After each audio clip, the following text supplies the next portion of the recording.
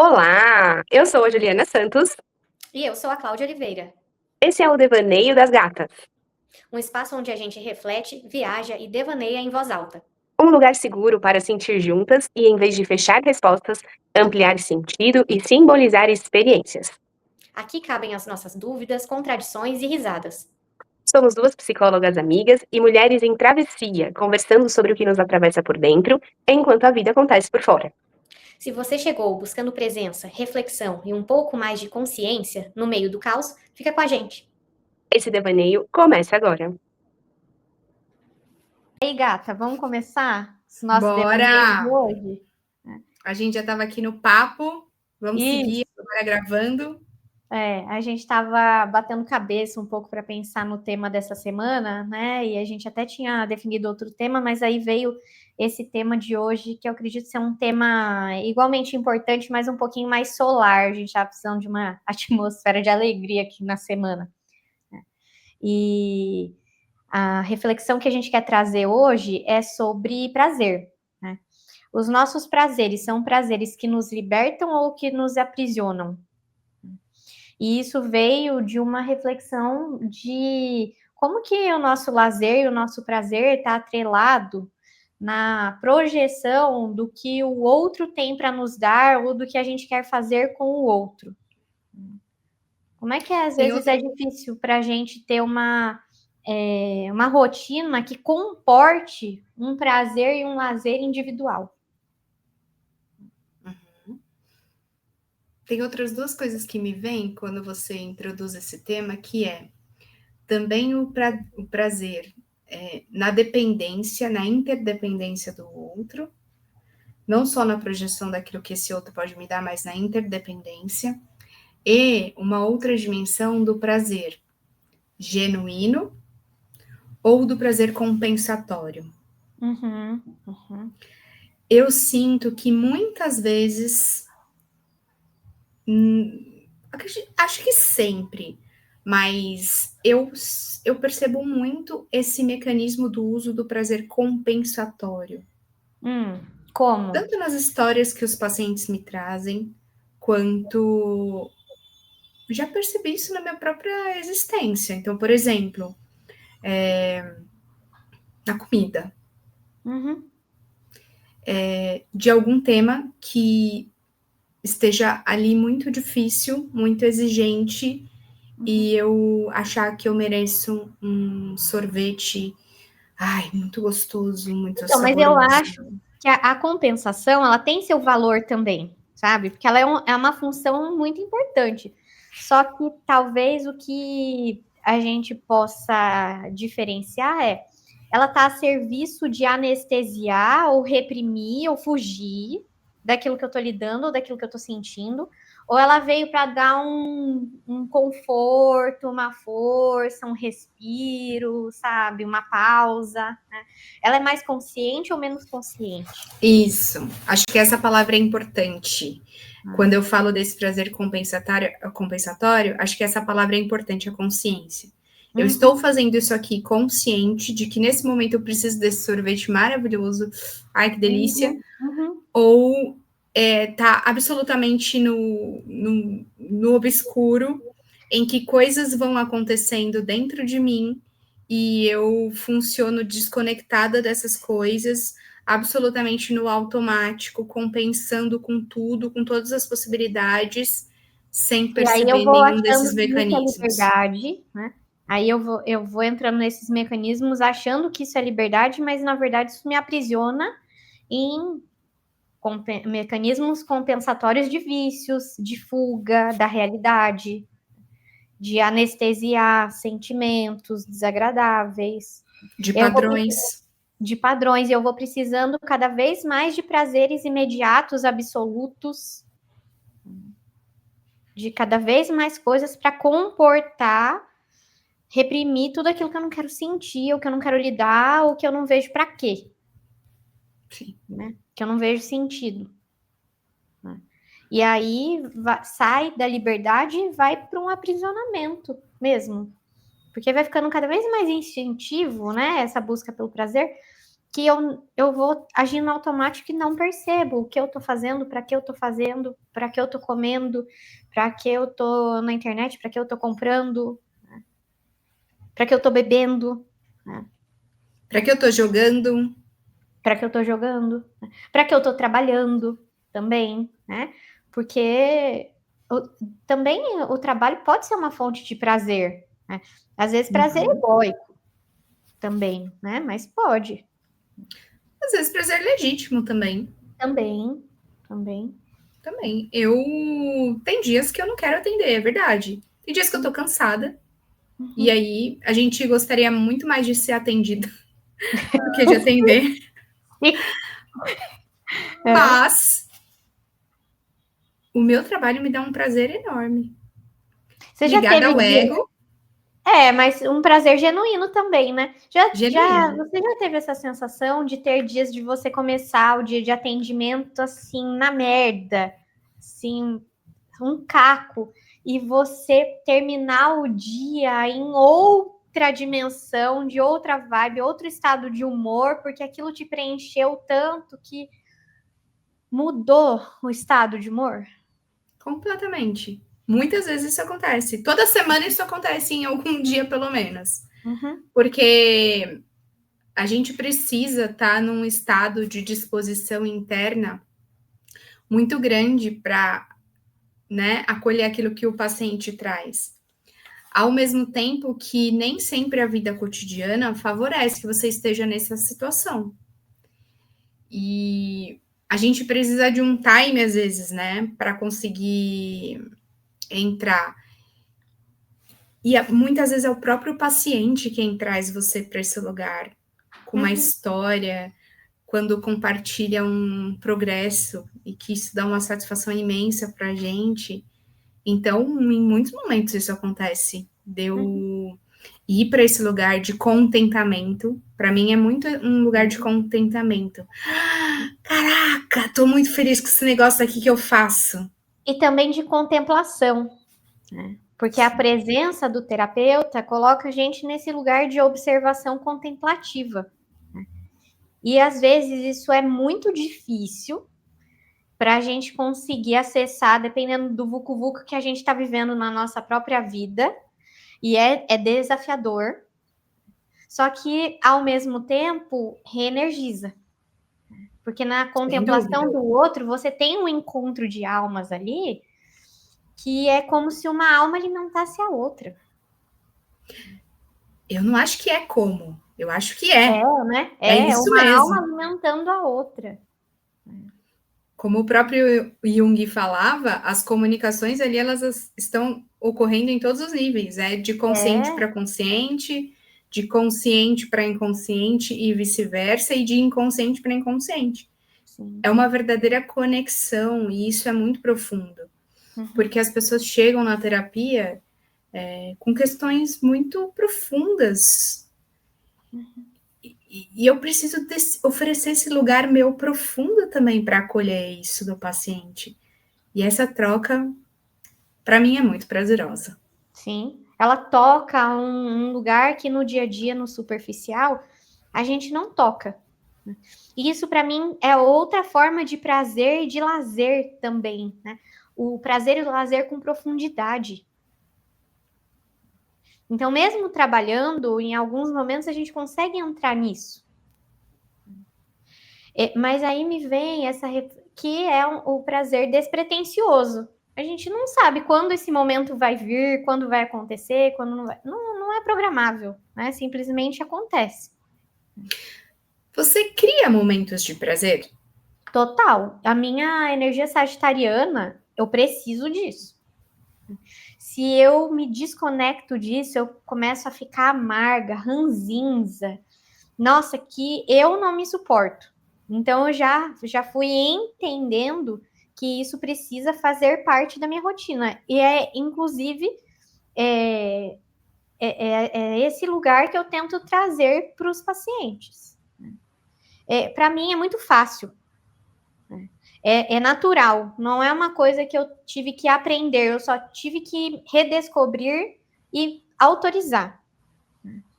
Mas aonde que eu consigo trazer esse prazer hoje? Sair para tomar um café comigo mesma. Eu gosto de sair sozinha. Teve momentos que eu já tinha mais dificuldade e hoje em dia, nossa, é uma liberdade. Às vezes eu preciso sair sozinha, eu e as vozes da minha cabeça. Ir dar uma volta no condomínio, colocar o pé na grama.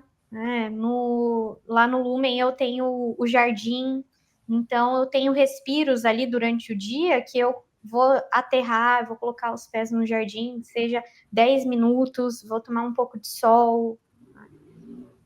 Podem ser coisas simples ou mais elaboradas. Se eu for pensar, eu já tive muitas fontes de prazer da minha infância que eu hoje não vivo mais. Uhum. Eu queria brincar mais do que eu brinco hoje. Uhum. Às vezes eu tenho a sensação de que a minha vida é muito séria.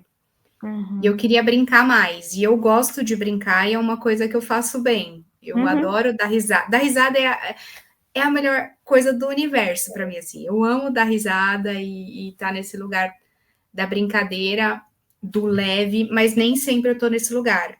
Talvez pelas várias funções da vida, eu me pego mais séria do que eu gostaria de estar naquele momento. Mas sabe que isso também é uma coisa que me trouxe para o presente, de que eu estou num momento na vida que me favorece ter essa possibilidade. Eu não sou mãe ainda. Então eu penso muito nisso e trago até com, cara, eu vou aproveitar o meu tempo. Aproveite. Eu vejo as minhas amigas mães e eu falo, né? Se tem uma coisa que é difícil de administrar na maternidade é o tempo. Então eu me sinto hoje rica de tempo. O meu tempo é muito valioso e eu gosto de ter prazer no meu tempo livre. Sabe? Uma forma de prazer que eu trouxe com disciplina foi a dança de salão.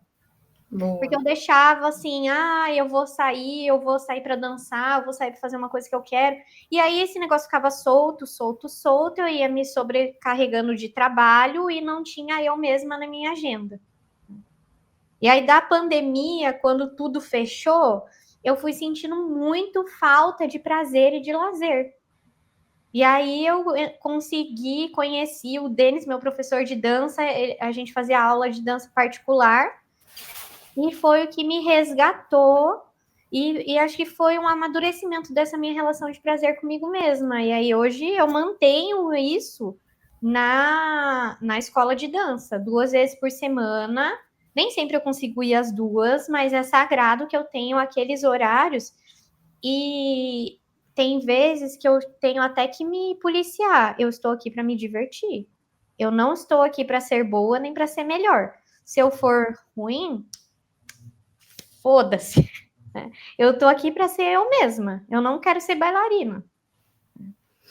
Você sabe que essa coisa do prazer, ela é muito interessante. Você falou da pandemia, eu também fui buscar algo de muito prazeroso para conseguir viver a pandemia.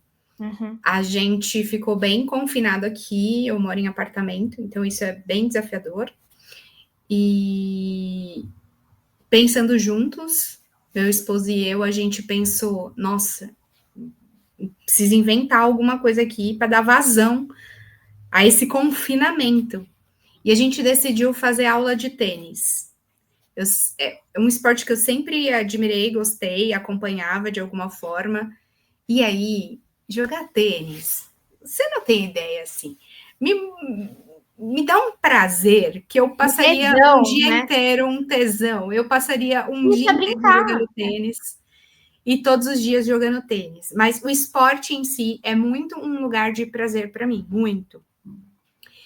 Eu treinei agora para uma maratona, desde dezembro do ano passado, e agora no final de julho eu corri, foi a minha prova, a prova que eu estava inscrita, então foram aí 7 meses de preparação intensa, e nem sempre os treinos são prazerosos, porque estão ali na sua planilha, e você, para correr uma maratona, você precisa ter volume, então não dá para fazer os treinos, só que, hoje eu não tô bem, não vou fazer. Não dá, você precisa ali Mas o prazer foi um elemento essencial na prova em si. Porque a maratona, ela é uma mini vida. É uma micro vida. Acontece de tudo ali. É você com os seus pensamentos, você com as suas dores. E você precisa gerenciar tudo isso que vai aparecendo ali no seu trajeto, na sua jornada. E se não tiver prazer e diversão, você não chega. Você não chega. E eu fiz um exercício que para mim foi valiosíssimo. Eu nunca senti dor no joelho. Nunca. Quando eu estava no 10º quilômetro, eu comecei a sentir uma dor insuportável no meu joelho esquerdo. Muito, mas assim, lancinante. E aí eu só pensava, ó, Deus, não. Treinei tanto para estar aqui, não é possível. Comecei a rezar, pedi para minha avó, de vó, você sabe que eu treinei, que isso é importante para mim, me ajuda. E eu comecei a imaginar que à minha frente estava a minha menininha correndo e me chamando. Do 10º quilômetro até o 42º, eu imaginei que esta garotinha, tô vendo ela aqui na minha frente, pituca, de Maria Chiquinha, cabelo cacheadinho, me chamava. Vamos, vamos, vamos, vamos, vamos. E eu ia, e eu comecei a me divertir com ela, comecei a gerenciar aquela dor insuportável. Tinha um remédio ali, um anti-inflamatório, eu tomei. E foi uma experiência, assim, indescritível. Indescritível. De muito prazer. É um acesso da criança divina, né? Da memória afetiva, né? Da essência do para que você estava ali, né? Porque é árduo, é desafiador, mas tem que ter um sentido para a alma. Que se não tiver prazer, lazer, não faz sentido para a alma. Não faz. E eu fui tentando utilizar as ferramentas ali todas que eu via na criança, né? Eu estava absolutamente encantada por aquilo ali que eu tinha me proposto a fazer. Eu precisei usar uma baita de uma criatividade para dar conta de continuar, do sentido da pulsão de vida, Da da espontaneidade. curiosidade, da espontaneidade, da alegria. Da alegria inocente, né? Também dessa capacidade de brilhar os olhos, de admirar a beleza das coisas, a grandeza das coisas. Para a criança tudo é grandioso. Até o simples é grandioso. Então é acordar essa parte que está dentro da gente. E é interessante você trazer o exemplo da maratona, porque eu trouxe uma frase do Nietzsche aqui para a gente refletir, que a liberdade é a vontade de ser responsável por si mesmo. Então, na maratona, isso também existe, porque precisa da dedicação de ser responsável por aquilo que você se propôs, mas com a liberdade de ser você, de sentir, de lidar, de trazer isso para a vida real. E sabe que aquele comentário que você colocou no começo, né, sobre a projeção, é exatamente isso. Eu dei conta de treinar para uma maratona a partir do momento que esse desejo era meu e não da necessidade de agradar aos olhos dos outros. Era seu, por você e para você.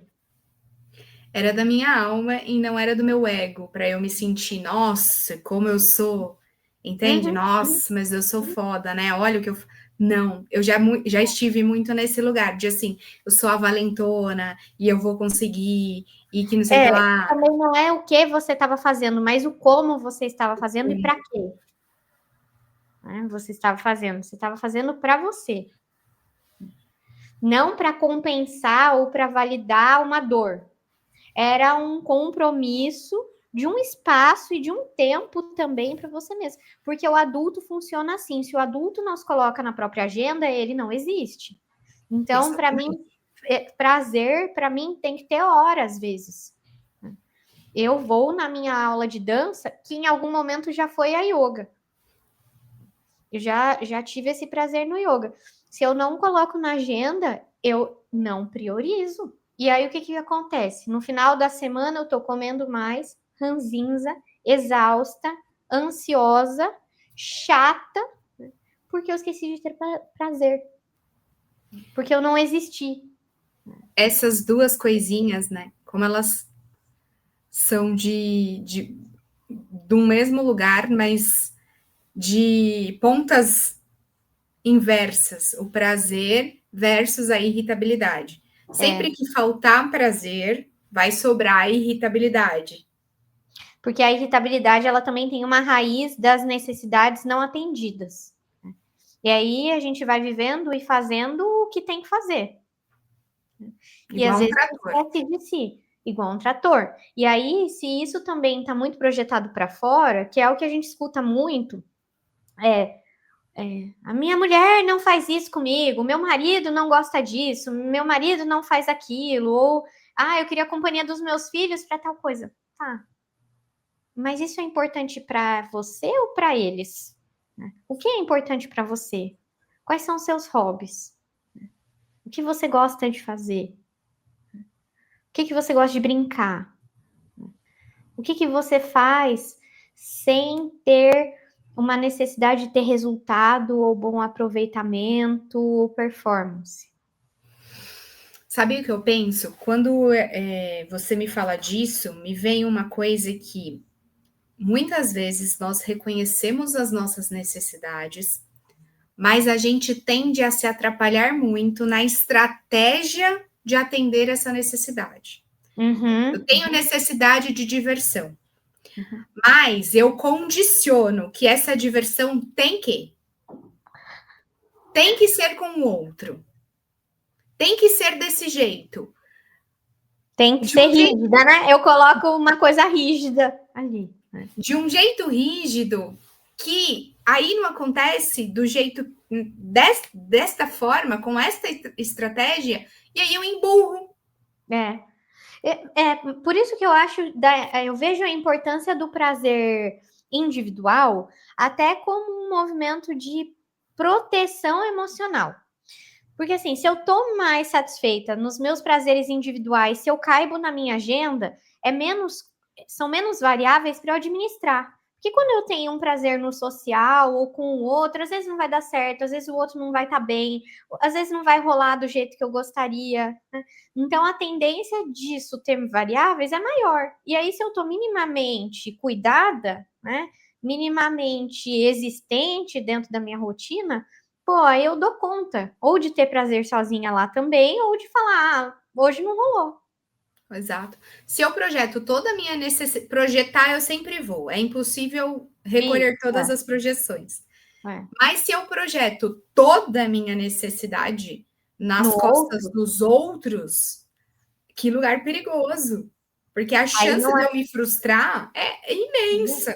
E aí eu não estou só buscando companhia, troca ou realização, eu estou dependendo do outro.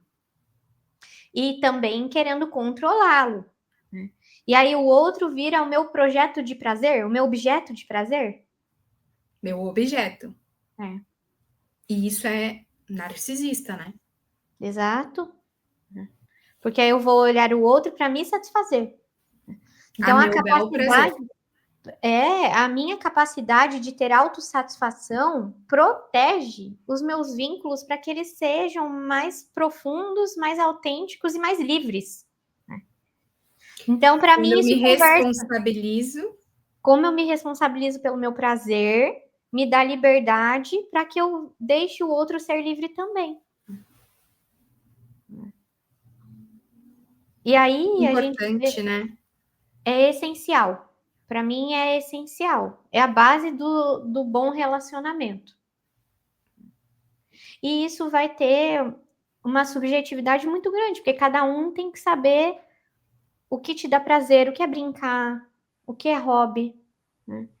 Então, acho que um exercício prático que a gente pode colocar para essa semana é se pergunte, né, o que você gosta de fazer? O que você faz só por você, que você tenha liberdade de fazer sozinha, que seja possível, acessível. e que você Se possa fazer. Se alguém tiver dificuldade para fazer esse exercício, eu sugiro que você volte na sua criança e tente recordar o que é que ela fazia que vibrava o coração. O que ela gostava de brincar? O que fazia ela gargalhar? O que era mágico para ela? O que encantava? Acredito que fica mais fácil a gente descobrir. Me vem aqui várias coisas que a minha criança vivia e que para minha criança era nada demais hoje em dia, mas que para minha criança aquilo era tudo.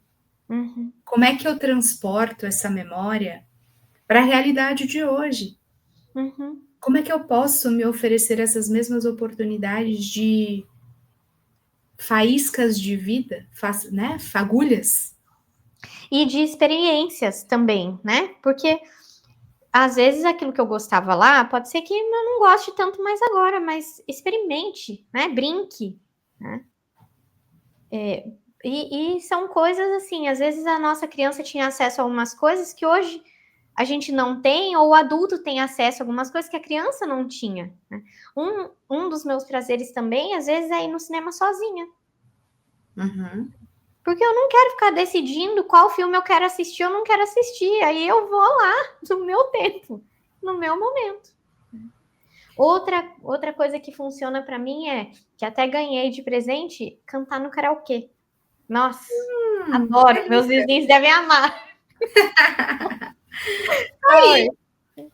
Mas cantar é uma coisa que é livre, né? Pode ser a brincadeira dos adultos, a Disneylândia dos adultos, né? Para que os adultos não precisem comer desesperadamente para acessar esse prazer, essa liberdade, beber litros de cerveja ou de vinho no final de semana para acessar. Jogar infinito. Apostar, né? Porque agora a gente tem a onda das bets também, apostar. Né? E outras coisas que nem vou entrar para não abrir outros braços de conversa aqui, mas é você dispor o coração para encontrar recurso. Eu tenho gostado muito quando eu viajo lá para o interior, no final de semana a gente sempre tenta ir, me dá um prazer de um tamanho. É no final da tarde, ali por umas 4 horas, deitar na rede. E ficar olhando para o céu. Que coisa gostosa. Que é ouvir o barulho do passarinho que tá cantando, a risadinha das crianças lá fazendo as pataquadas dele, aquele céu azul, o alaranjado do sol se pondo muitas vezes, me dá dá uma coisa boa, um prazer, não tem outra palavra, é prazer. Simples, né? De trazer essa presença e esse olhar contemplativo da apreciação da vida. E esse também é um caminho, né? Quais coisas já existem no dia a dia, na rotina, o que já é acessível, o que você já faz, que você precisa trazer consciência, né, do prazer, da liberdade, da possibilidade, da vida que existe ali. Sabe uma coisa que eu comecei a fazer? Eu comecei mesmo com intenção. Não sei porquê, faz pouco tempo isso. Eu comecei a me colocar muito em estado de presença quando eu estou abraçando as pessoas. Quando eu estou abraçando as pessoas, eu paro e eu me observo, assim, o quão gostoso é estar fazendo aquilo.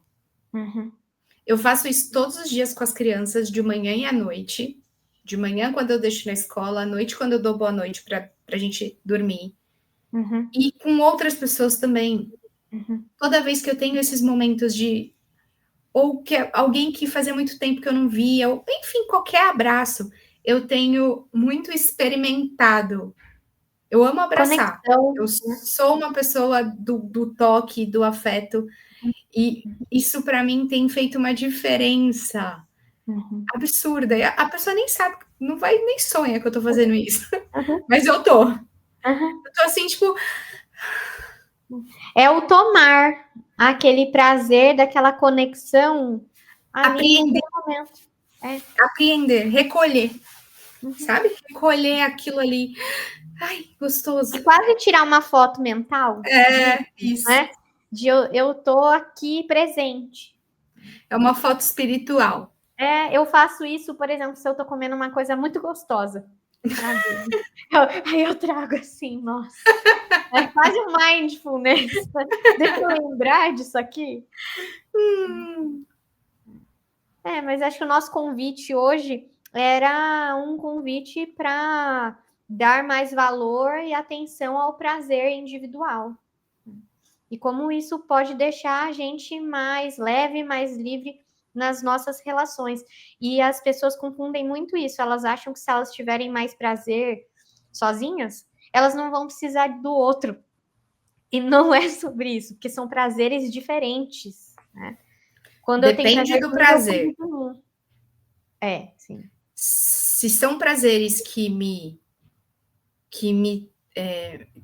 põem nesse lugar da solidão, é um prazer que corre o risco de me deixar nesse lugar assim, de não preciso mais de ninguém, porque mas é um prazer vazio. Mas é diferente de um prazer de solitude. Então, quando meu dedinho tá lá no Instagram, tá lá, tá, horas e horas e horas e horas e horas, não tem nenhuma chance desse prazer estar a serviço da minha solitude, mas tem todas as chances desse prazer estar a serviço da minha solidão. Da desconexão, da anestesia. Da anestesia. Ainda que seja um recurso, é um recurso. Compensatório. Mas como é que eu posso me apropriar dessa consciência para refletir sobre aquilo? Isso aqui que eu tô usando como recurso, está a serviço do quê? Como é que eu posso buscar outras fontes mais genuínas? E sempre tem outras fontes mais genuínas próximo. A gente não exercita a nossa criatividade. Sempre tem uma música que eu posso colocar para tocar, né? Tem uma pequena caminhada que eu posso fazer contemplativa, né? Tem uma chamada de vídeo que eu posso fazer com uma amiga e dar uma gargalhada. Eu posso escrever. Eu posso fazer alguma coisa para mim, uma comida gostosa para mim. E o ato de eu me envolver naquela atividade me dá prazer. Eu posso contemplar a natureza, que também pode ser uma fonte de prazer e um portal imenso dessa conexão com esse meu mundo interior. Na alma sempre terá recurso. Basta a gente procurar e experimentar. Gostei. No gostei. final deu bom. Sim. Fomos longe. É que a gente gosta de falar, né? A gente gosta de filosofar. É só a gente sendo a gente. Devaneio, né? Devaneios. Brisa. Brisas, devaneios. Adoro. Gostei. Gratidão. Eu não sei o que seria a minha vida sem psicologia junguiana. Eu também. Dá tanto recurso para a gente trazer significado para aquilo que é. É isso. Para mim, salva e lava minha alma. E dá alegria. Gratidão, gata. Gratidão. Um beijo. Até a próxima. Até a próxima. Um beijo. Beijo.